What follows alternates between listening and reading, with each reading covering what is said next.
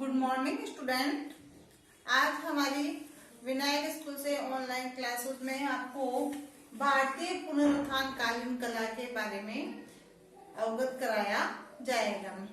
हम भारतीय पुनरुत्थान कालीन कला में बंगाल शैली को पढ़ेंगे और बंगाल शैली का विकास किस प्रकार से हुआ। इससे पहले हमने कंपनी शैली को पढ़ा। कंपनी शैली के पश्चात भारत में पाश्चात्य कला के बाद में जो एक नवीन कला शैली पनपी जिसे हमने बंगाल शैली का नाम दिया। तो हम बंगाल शैली के बारे में पढ़ेंगे कि बंगाल शैली का विकास जो है 1884 ईस्वी में ईवी हेवल जब मद्रास कला विद्यालय के प्रधानाचार्य बने तो उन्होंने समस्त संसार का ध्यान भारत की प्राचीन कला की ओर आकर्षित करते हुए सबको आकृष्ट किया। तो मैंने आपको बताया था कि प्रारंभ में जो कला विद्यालय है वो 4 जगह खुले थे, मुंबई में, मद्रास में, लाहौर में और कलकत्ता में। तो कलकत्ता में जब कला विद्यालय खोला गया और उसके जो प्रिंसिपल है वो ईवी हेवल को बनाया गया, तो ईवी हेवल ने समस्त संसार का ध्यान जो है प्राचीन कला की ओर जो है आकृष्ट करते हुए उन्होंने कहा, क्या कहा ईवी हेवल ने, देखो कि यूरोपियन कलाएं तो केवल सांसारिक वस्तुओं का ज्ञान कराती है। क्या कराती है? यूरोपियन कलाएं तो केवल सांसारिक वस्तुओं का ज्ञान कराती है, परंतु भारतीय कला सर्वव्यापी, अमर तथा अपार है। कुछ समय पश्चात वे कलकत्ता स्कूल ऑफ आर्ट के प्रिंसिपल बने। यहां उनके संपर्क में अवनींद्रनाथ ठाकुर आए, जिन्होंने आगे चलकर बंगाल शैली अथवा ठाकुर शैली का सूत्रपात किया। अवनींद्रनाथ ठाकुर ने क्या किया, कलकत्ता महाविद्यालय के अंदर जब जो उन्होंने शांति निकेतन को प्रारंभ किया तो वहां पे पश्चिमी कला, ईरानी कला, चीनी, जापानी, मुगल तथा अजंता का उनकी कलाओं पे प्रभाव था और उन सब कला शैलियों के समन्वय से उन सब कला शैलियों को मिला दिया और उन सब कला शैलियों के समन्वय से एक नवीन शैली का सूत्रपात किया और वह नवीन शैली जिसे बंगाल शैली कहा गया। एक बार मैं पुनः बता रही हूं आपको कि बंगाल शैली का विकास 1884 ईस्वी में जब ईवी हेवल को मद्रास कला विद्यालय का प्रिंसिपल बनाया गया, उसी समय से बंगाल शैली का विकास होता है और उन्होंने समस्त संसार के लोगों का ध्यान प्राचीन कला की ओर आकृष्ट किया और उन्होंने कहा कि यूरोपीय कला अर्थात जो पाश्चात्य कला है वो तो केवल सांसारिक वस्तुओं का ज्ञान कराती है, परंतु भारतीय कला तो सर्वव्यापी व अपार है, अमर है। उसके बाद वह कलकत्ता कला विद्यालय के प्रिंसिपल बने और उनके संपर्क में अवनींद्रनाथ ठाकुर आए और उन्होंने ठाकुर शैली का सूत्रपात किया। और ठाकुर शैली का सूत्रपात किया तो उसमें उन्होंने पश्चिमी कला, ईरानी कला, चीनी कला, जापानी कला व मुगल तथा अजंता कला, इन सभी कलाओं का समन्वय किया और इन सब कलाओं के समन्वय से एक नवीन शैली का सूत्रपात किया जिसे उन्होंने बंगाल शैली कहा। अवनींद्रनाथ ठाकुर जो थे उन्होंने पूरे भारत के अंदर जो है इस कला शैली को प्रारंभ किया और उन्होंने विशेष संरक्षण प्रदान किया। उसके बाद में उन्होंने अपने कुछ शिष्य बनाए। अवनींद्रनाथ ठाकुर ने एक नया कला आंदोलन प्रारंभ किया और उसमें अपने शिष्य बनाए। एक तो नंदलाल बसु को बनाया, असित कुमार हलदार को, सुरेंद्र नाथ डे को, देवी प्रसाद राय चौधरी को और उकील बंधु आदिकर के सहयोग से उन्होंने नवीन कला शैली को प्रारंभ किया और भारत में एक नवीन कला शैली बंगाल शैली को प्रारंभ कर दिया। उसके पश्चात उन्होंने एक आंदोलन का रूप लिया और पाश्चात्य कला को समाप्त करते हुए उन्होंने बंगाल शैली को प्रारंभ किया। कलाकारों ने अपने अपने व्यक्तिगत मार्गों पर बढ़ना आरंभ कर दिया, परंतु कला की दृष्टि से भारतीय कला के क्षेत्र में बंगाल स्कूल का महत्वपूर्ण जो है योगदान रहा। अब इसमें प्रमुख शिष्यों में हम जो है बंगाल शैली के प्रमुख शिष्यों में नंदलाल बसु जो इनके प्रमुख थे और उनके बारे में हम जानकारी हासिल करेंगे।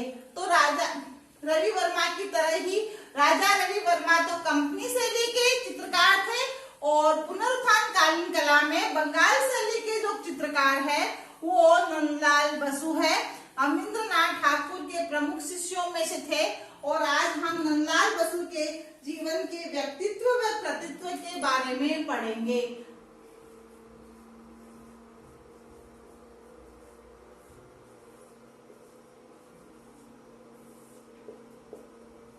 नंदलाल बसु का जन्म सितंबर में 1883 ईस्वी मुंगेर जिले में हुआ।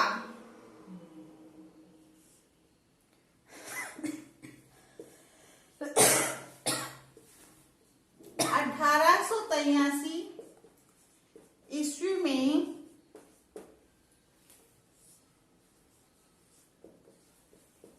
मुंगेर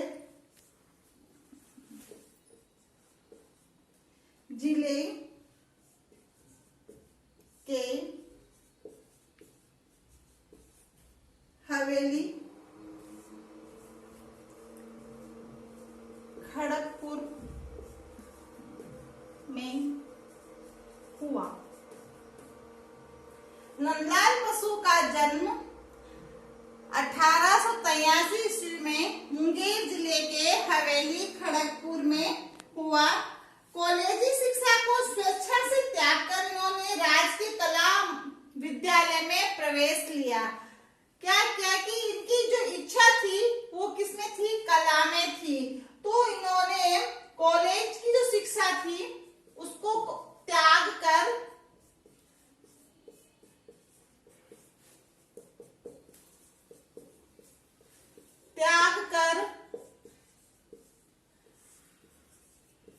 कलकत्ता कला विद्यालय में प्रवेश लिया।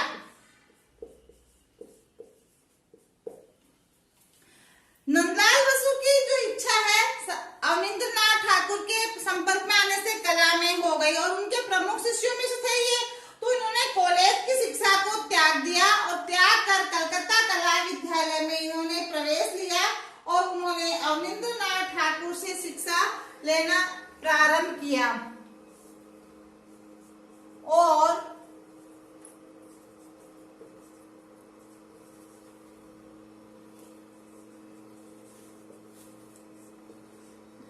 नाथ से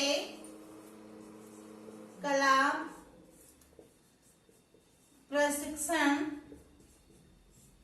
लेना प्रारंभ किया। तो ये अवनींद्रनाथ ठाकुर के प्रमुख शिष्यों में से एक थे। 1917 में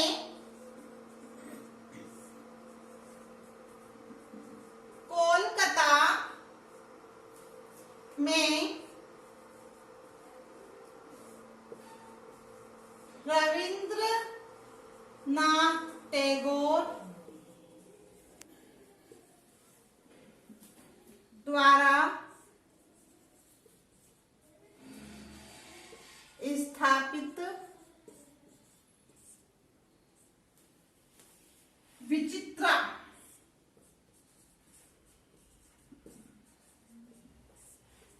नामक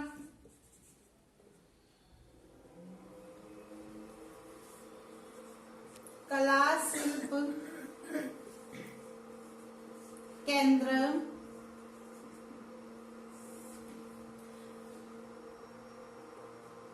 तथा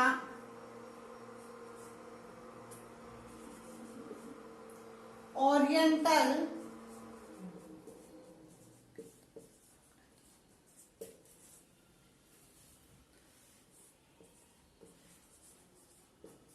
school of arts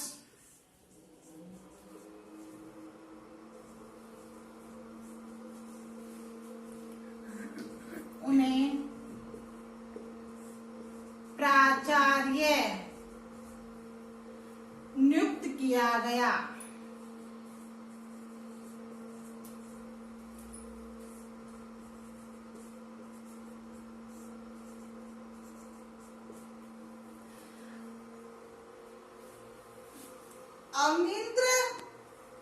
Rabindranath Thakur जो थे उनके संपर्क में ये आए और रविंद्रनाथ ठाकुर के द्वारा स्थापित विचित्रा नामक कला शिल्प केंद्र था ओरिएंटल स्कूल ऑफ आर्ट का उन्हें जो है क्या किया गया, प्राचार्य नियुक्त किया गया।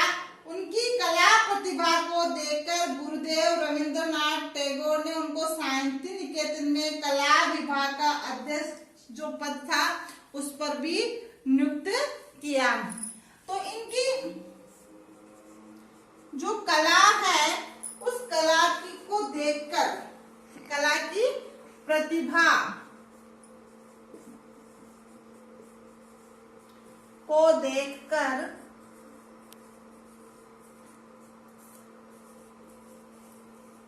रविंद्रनाथ टैगोर ने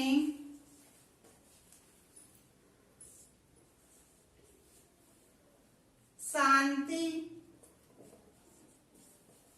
निकेतन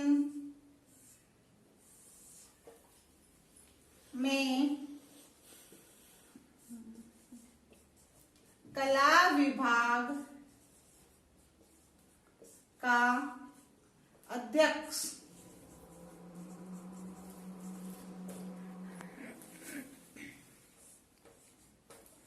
पद पर नियुक्त किया।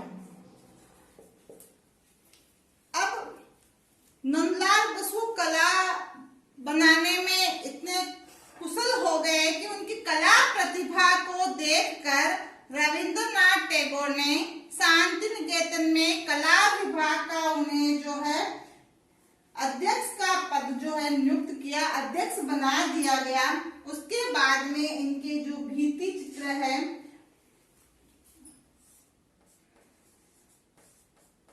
भित्ति चित्र,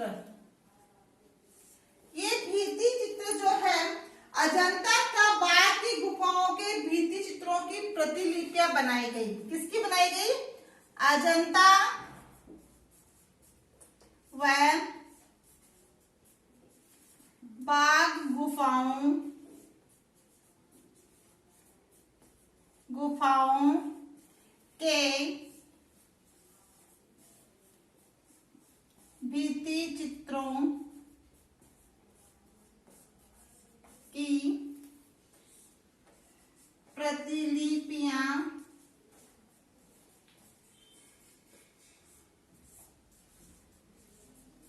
बनाई और उसके पश्चात इन्होंने जो है इनकी काफी ख्याति फैल गई थी और 1924 में उन्होंने वर्मा, चीन, जापान आदि की जो है यात्रा की। अब इनकी काफी ख्याति फैल गई तो बाद में इन्होंने चीन, जापान, बर्मा आदि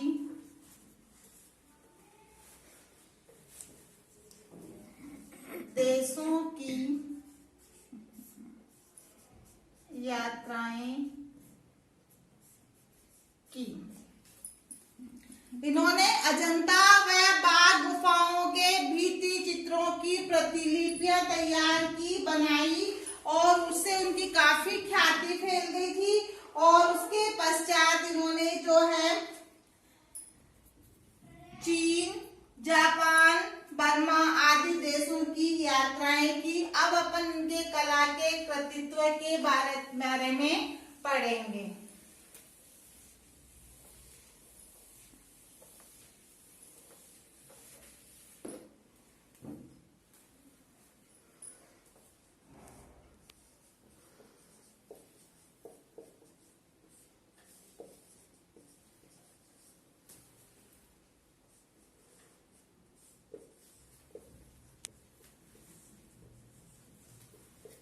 कला का कृतित्व।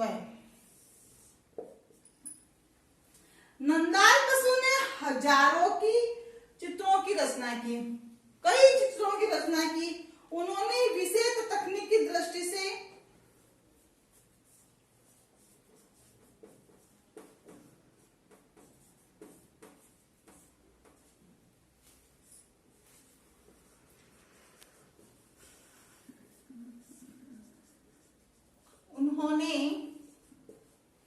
विषय तथा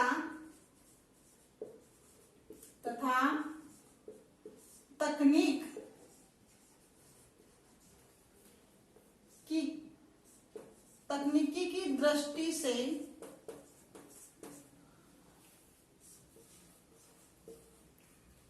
भारतीय परंपरा की सीमा में बंधकर ही अपने प्रयोग किए।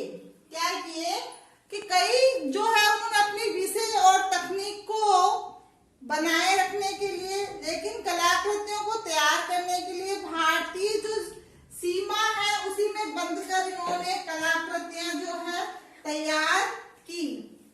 और उन्होंने प्रमुख चित्रों में तकनीक की दृष्टि से भारतीय परंपरा की सीमा में बंधकर ही अपने प्रयोग किए। प्रमुख चित्र जो है उनके, नंदलाल बसु के जो प्रमुख चित्र है उनमें सती, शिव का विस्पान,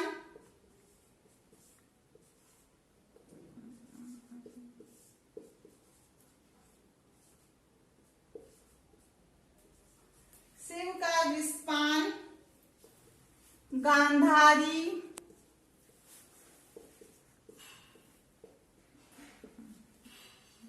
भीष्म प्रतिज्ञा,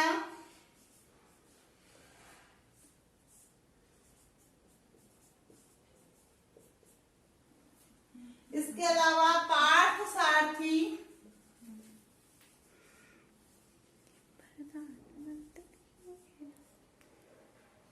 कृष्ण और अर्जुन,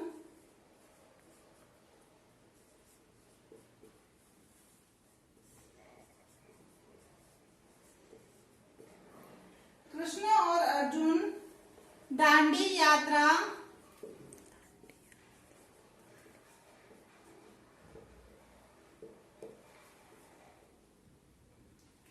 दांडी यात्रा, युधिष्ठिर की स्वर्ग यात्रा,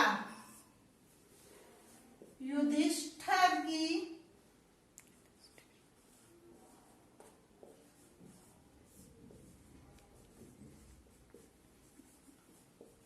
स्वर्ग यात्रा और स्वप्न,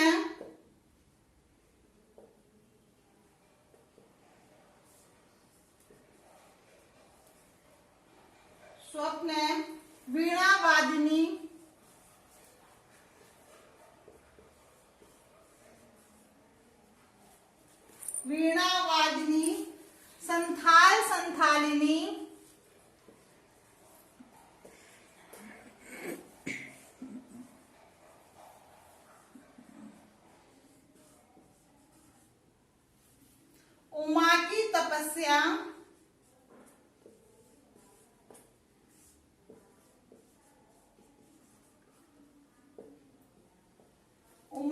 तपस्या, मेघ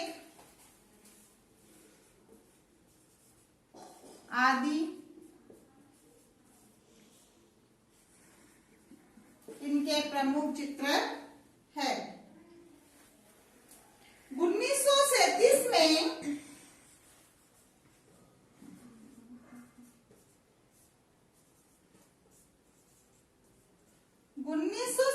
ईस्वी में नंदलाल बसु ने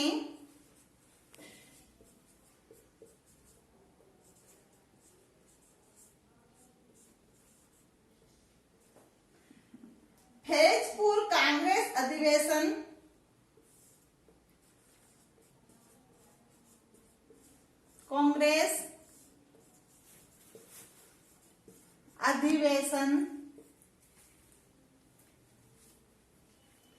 ये कांग्रेस अधिवेशन कहाँ का है?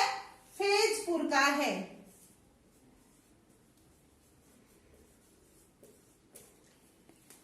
और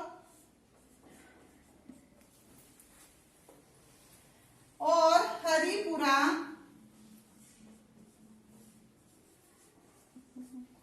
कांग्रेस अधिवेशन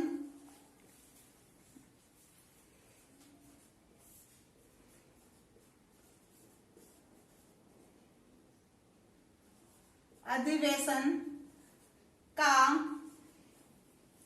पंडाल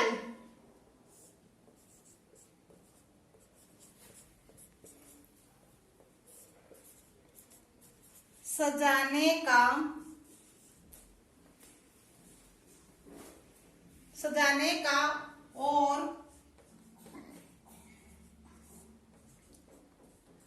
पोस्टर बनाने का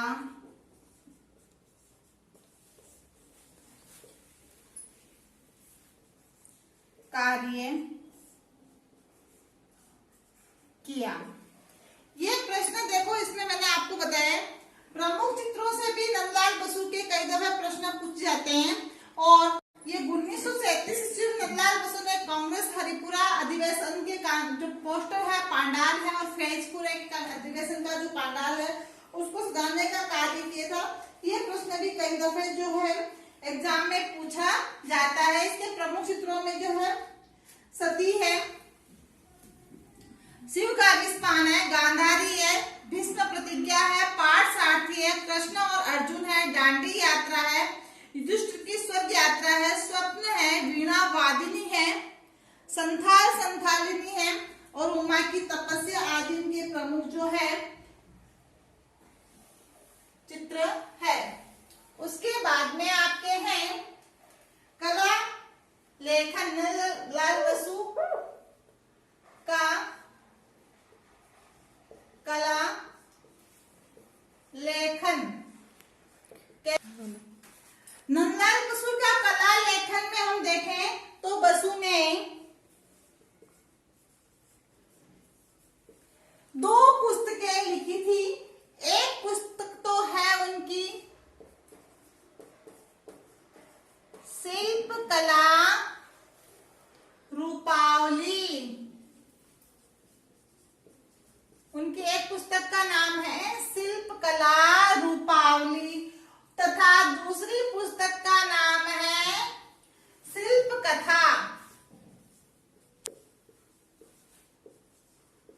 दूसरी पुस्तक है उनकी शिल्प कथा। इस प्रकार से उन्होंने 2 पुस्तकें जो है लिखी थी।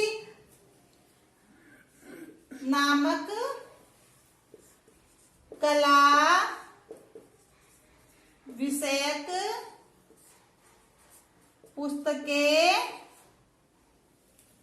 लिखी। ठीक है। अब उसके बाद में जो है सम्मान। अब सम्मान जो है उन्हें 1954 ईस्वी में भारत सरकार द्वारा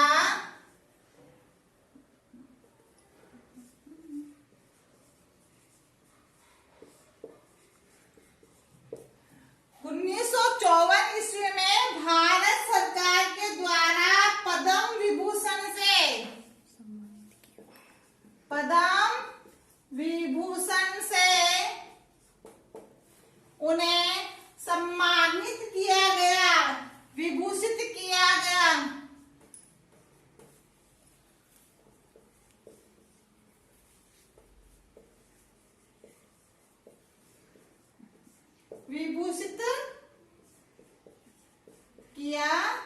गया। इस प्रकार से हम देखते हैं कि उनकी कलाकृतित्व, प्रमुख चित्र, उसके बाद में उनके प्रमुख भित्ति चित्र और उनके जो कार्य है, फिर उनकी जो है प्रमुख कला लेखन है, और कला लेखन के बाद में उन्हें सम्मान प्राप्त हुआ। और सम्मान के बाद में हम देखते हैं कि अंतिम वर्षों में जिन कृतियों का निर्माण उन्होंने किया वह असाधारण रेखांकन में दिखाई दिया, और उसके बाद में उनकी जो है मृत्यु हो जाती है। और 1967 ईस्वी में नंदलाल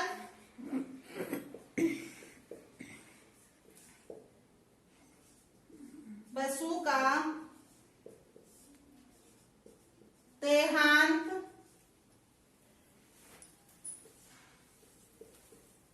हो गया। इस प्रकार भारतीय पुनरुत्थान कालीन कला में बंगाल शैली का उद्भव हुआ, और बंगाल शैली के बाद में हम देखते हैं कि प्रमुख रूप से जो है उसका उद्भव E.V. हेवल ने किया। E.V. हेवल जब मद्रास स्कूल के प्रिंसिपल बने, उसके बाद उन्हें शांति निकेतन कला विद्यालय का उन्हें अध्यक्ष बनाया गया। तो उसके साथ ही जो है एक नवीन कला शैली अवनींद्रनाथ ठाकुर ने प्रारंभ की थी, उसे बंगाल शैली कहा गया। और बंगाल शैली में हम देखते हैं कि उसके प्रमुख रूप से अध्यक्ष जो है E.V. हेवल रहे, और वह अवनींद्रनाथ ठाकुर के संपर्क में आए। अवनींद्रनाथ ठाकुर ने जो है सांकेतिक कला विभाग को प्रारंभ किया। उन्होंने अजंता, मुगल, जापानी, चीनी, पाश्चात्य कलाओं का समन्वय करके उन सब का मिलाकर एक नवीन कला शैली को प्रारंभ किया, जिसे बंगाल शैली कहा गया। और उसके प्रमुख जो है शिष्य अवनींद्रनाथ ठाकुर के नंदलाल बसु रहे। तो बंगाल शैली के प्रमुख चित्रकार नंदलाल बसु के बारे में हमने जानकारी हासिल की। इन्होंने 1884 ईस्वी में इनका जन्म मुंगेर के खड़गपुर गांव में हुआ, और उसके बाद में इन्होंने अपनी कॉलेज शिक्षा को त्याग कर शांति निकेतन में अवनींद्रनाथ ठाकुर के पास में जाकर उन्होंने कला प्रशिक्षण प्राप्त किया। कला साधना में उनकी कला प्रतिभा को देखकर शांति निकेतन का कला विभाग का अध्यक्ष बनाया गया, और उनकी भित्ति चित्र उन्होंने जो अजंता, एलोरा, बाघ गुफाओं की भित्ति चित्री जो है कलाकृतियां तैयार की। और उनके प्रमुख चित्रों में सती, भीष्म प्रतिज्ञा, पार्थसारथी, कृष्ण और अर्जुन, दांडी यात्रा, युधिष्ठिर की स्वर्ग यात्रा, स्वप्न, वीणा वादिनी, संथाल संथालिनी, उमा की तपस्या, मेघ आदि इनके प्रमुख चित्र रहे हैं। इन्होंने भित्ति चित्र तैयार किए। उन भित्ति चित्रों में अजंता व बाघ की गुफाओं की प्रतिलिपियां तैयार की थी। और 1937 ईस्वी में नंदलाल बसु को फैजपुर कांग्रेस अधिवेशन और हरिपुरा कांग्रेस अधिवेशन का पंडाल सजाने का कार्य और पोस्टर बनाने का कार्य जो प्राप्त हुआ। उसके बाद नंदलाल बसु ने अपनी 2 पुस्तकें लिखी, जिसका नाम है शिल्प कला रूपावली तथा शिल्प कथा नामक 2 पुस्तकें लिखी। और 1954 ईस्वी में भारत सरकार के द्वारा ये पद्म विभूषण से विभूषित हुए, और 1967 ईस्वी में नंदलाल बसु का देहांत हो जाता है। इस प्रकार से हमारा भारतीय पुनरुत्थान कालीन कलाकार नंदलाल बसु के बारे में जानकारी हासिल होती है। अब आपको बच्चों में कुछ गृह कार्य दूंगी, उस गृह कार्य में कुछ प्रश्न हैं, वो आपको करने हैं।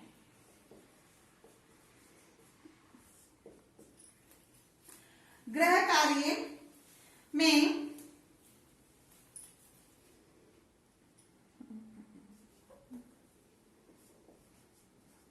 प्रश्न संख्या 1,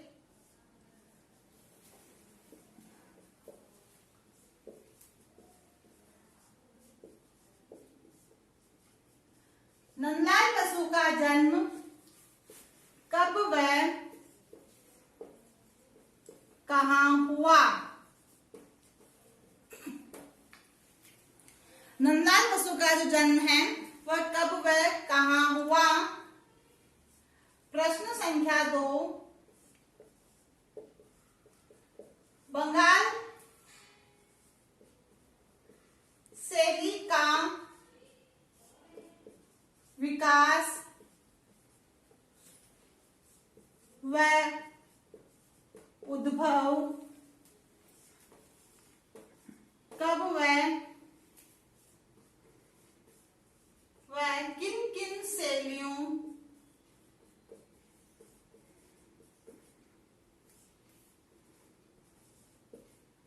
के समन्वय से हुआ।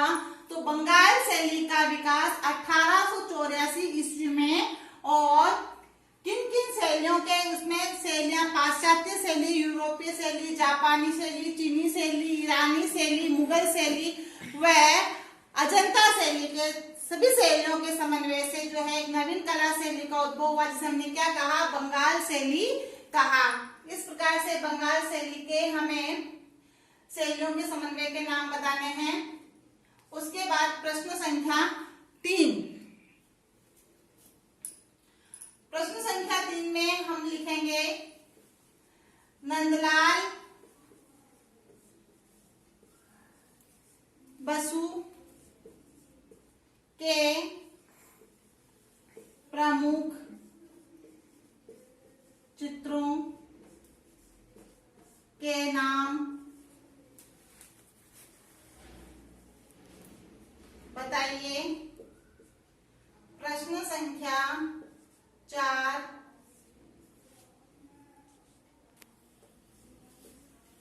बसु ने किन पुस्तकों का लेखन किया, शिल्प कथा और शिल्प रूपावली का लेखन किया। प्रश्न संख्या 5,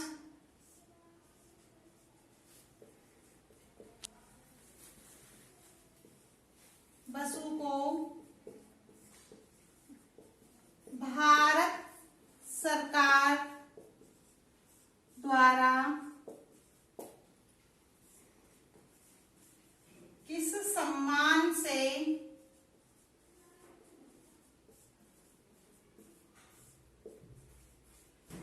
विभूषित किया गया, किस सम्मान से उन्हें विभूषित किया गया था वह बताना है। और उसके बाद इसका आखिरी प्रश्न जो है वो नंदलाल बसु की मृत्यु कब हुई।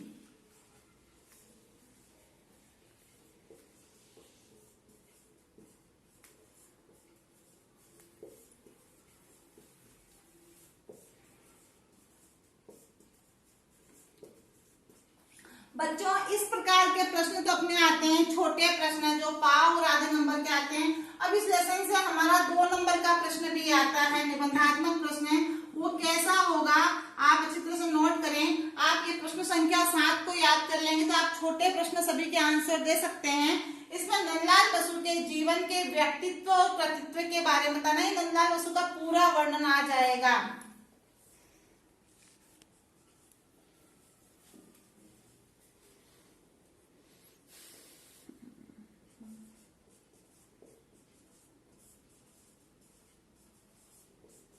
बसु के जीवन के व्यक्तित्व व कृतित्व के बारे में बताइए। ये प्रश्न आता है 2 नंबर का, और ये ऊपर वाले छोटे प्रश्न हैं जो आपके आधे नंबर के आते हैं। इस तरह से आज हम भारतीय पुनरुत्थान कालीन कला बंगाल शैली के प्रमुख चित्रकार नंदलाल बसु के बारे में जानकारी हासिल की। Thank you.